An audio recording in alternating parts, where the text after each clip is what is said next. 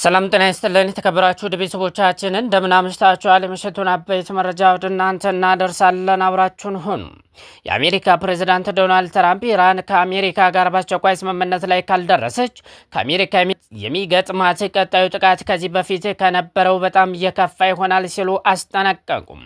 ከጥቂት ሳምንታት በፊት በኢራን የተነሳውን ተቃውሞ ተከትሎ ትራምፕ ኢራን ላይ ጥቃት ሊፈጽሙ እንደሚችሉ ዝተዋል። ትራምፕ ትሩዝ ሶሻል በተሰኘው ማህበራዊ ገጻቸው ዩኤስኤስ አብርሃም ሊንከን የተሰኘው ግዙፍ የጦር መርከባቸውና ሌሎች ኃይሎች ወደ ባህረ ሰላጤው መሰማራታቸውን አስታውቋል። አስፈላጊ ሲሆን በፍጥነትና በአደገኛ ሁኔታ የሚሰጣቸውን ተልዕኮ ለመፈጸም ዝግጁ መሆናቸውንም ጠቁመዋል። ምንም እንኳን ይህ የአውሮፕላን ማረፊያ ያለው መርከብ ትክክለኛ አድራሻውን ከአንድ ሳምንት በላይ ይፋ ያላደረገ ቢሆንም አንድ አውሮፕላን ኦማን አካባቢ ሲያርፍ ራዳር 24 በተባለው የአውሮፕላኖች መከታተያ ድረገጽ በመታየቱ መርከቡ ኦማን አካባቢ እንዳለ ይገመታል። ሌሎች 3 የጦር መርከቦች ወደ መካከለኛው ምስራቅ ቢሰማሩ ዩኤስኤስ አብርሃም ግዙፍ ነው። ለመሆኑ ይህ የጦር መርከብ ምን ይዟል ለሚለው ጥያቄም የአሜሪካ ማዕከላዊ እዝ በኤክስ ገጹ ዩኤስኤስ አብርሃም የጥቃት ቡድን በአሁኑ ወቅት ቀጠናዊ ጸጥታና ደህንነትን ለማስጠበቅ መካከለኛው ምስራቅ ይገኛል ሲሉ ጽፏል። ዩኤስኤስ አብርሃም ሊንከን የኒውክለር የጦር መሳሪያ ከያዙ የአሜሪካ ጦር መርከቦች አንዱ ሲሆን የአሜሪካ ባህር ኃይል ከዓለማችን ትልቁ የጦር መርከብ ሲል ይጠራዋል። የአውሮፕላን ማኮብለያና ማረፊያ ያለው ይህ መርከብ ኤፍ-35 እንዲሁም ኤፍኤም-18 ሆረኔት የተሰኙት የጦር ጄቶችን እንደታቀፈ አሶሺየትድ ፕሬስ ዘግቧል። ዩኤስኤስ አብርሃም ሊንከን እና የሶስቱ ጦር መርከቦች በሺዎች የሚቆጠሩ የአሜሪካ ወታደሮችን ይዘው ወደ መካከለኛው ምስራቅ እንደተሰማሩ ይነገራል። መርከቡ የተለያዩ ሚሳይሎችን ሊኖሩት እንደሚችሉም ይታመናል። ከነዚህ መካከል የኔቶ ፖሮ ጸረ ሚሳኤል መሳሪያ ይጠቀሳል። 332 ሜትር የሚረዝመው ዩኤስኤስ አብርሃም ሊንከን ሌሎች የጦር መርከቦች ላይ ጥቃት መፈጸም የሚችል ፍላን ኤክስ የጦር መሳሪያዎችን ይዟል። ፍላን ኤክስ በኮምፒውተር ቁጥጥር የሚደረግለት በራዳር የሚመራ የጦር መሳሪያ ነው። መርከቡ ከዚህ አልፎ ራም የተባለው ሱፐርሶኒክ የሚሳኤል ስርዓት እንደተገጠመለት ይታመናል። ከአሜሪካ ግዙፍ የጦር መርከቦች መካከል አንዱ የሆነው ዩኤስኤስ አብርሃም ሊንከን ሌሎች በርካታ የጦር መሳሪያዎችና የራዳር ስርዓት እየተገጠሙለት ነው።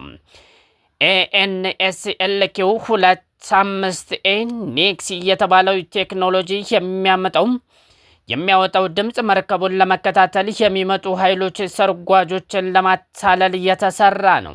የራዳር ስርዓቶች ደግሞ በአቅራቢያ ያሉ ሌሎችን ለመቃኘት የአየር ትራፊክን ለመዳሰስና ሚሳኤሎች ኢላማቸውን ጠብቀው እንዲመቱ ለማድረግ ያግዛሉ። ዩኤስኤስ አብርሃም ሊንከን በሰዓት 60 ኪሎ ሜትር እንደሚጓዝና በአማካይ እስከ 5600 ሰዎች እንደሚይዝ ሲኤምኤንኦ የተባለው የሀገራት የጦር ኃይል መረጃ የያዘ ገጽ ይጠቁማል። የዓለማችን ቁጥር 1 ወታደራዊ ኃያል ያላት አሜሪካ ኢራን ላይ ጥቃት መፈጸም እንደምትችል አሳይታለች።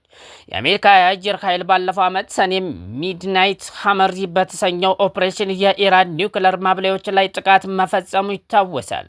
በወቅቱ ከ100 በላይ የጦር ጄቶች ተሰማርተው የነበረ ሲሆን ቢቱ የተባለው ጄት ከአሜሪካ ተነስቶ ባንከር ባስተር የተባለ ኢላማ ለይቶ የሚመታ ቦምብ ጥሎ ተመልሷል። አሁን ጥያቄው የአሜሪካ ኢራን ላይ ድጋሚ ጥቃት ልሰነዘር ትችላለች ወይ የሚለው ነው። የቬንዙዌላው ላይ የወሰዱትን እርምጃ ያነሱት ፕሬዝዳንት ዶናልድ ትራምፕ ኢራን ጊዜው እየሄደባት እንደሆነና የኒውክለር መርሃ ግብሯን በተመለከተ በፍጥነት ወደ ድርድር ጠረጴዛ ትመጣለች ብሎ ተስፋ እንደሚያደርጉ አመልክተዋል። ቀደም ሲል ወደ ድርድሩ መጥተው ከስምምነት እንዲደርሱ ነገርያቸው ነበር፣ ነገር ግን አልመጡም በማለት ባሳለፈው ሰኔ ወር ላይ የተፈጸመው የአየር ጥቃት መከተሉን ገልጸዋል። አሜሪካ በመካከለኛው ምስራቅ ባሉ የጦር ካምፖች እስከ 50,000 ገደማ ወታደሮችና በርካታ የጦር መሳሪያዎች አሏት።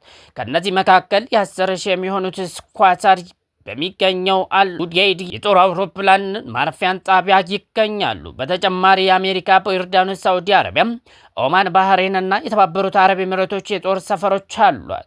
ባለፉት ጥቂት ሳምንታት አሜሪካ ወደ አካባቢው ተጨማሪ ኃይል እያሰማራች እንደሆነም የበይነ መረብ ምርመራዎችን ያመለክታሉ። ተንታኞች አሜሪካ በመካከለኛው ምስራቅ ያላትን ኃይል ማጠናከሯ እንዲሁም የዩኤስኤስ አብርሃም ሊንከን እና ሌሎች መርከቦች ወደ ስፍራው መሰማራት ኢራን ላይ ጥቃት ሊኖር እንደሚችል ጠቋሚ ነው ይላሉ። ዘገባው የቢቢሲ ነው።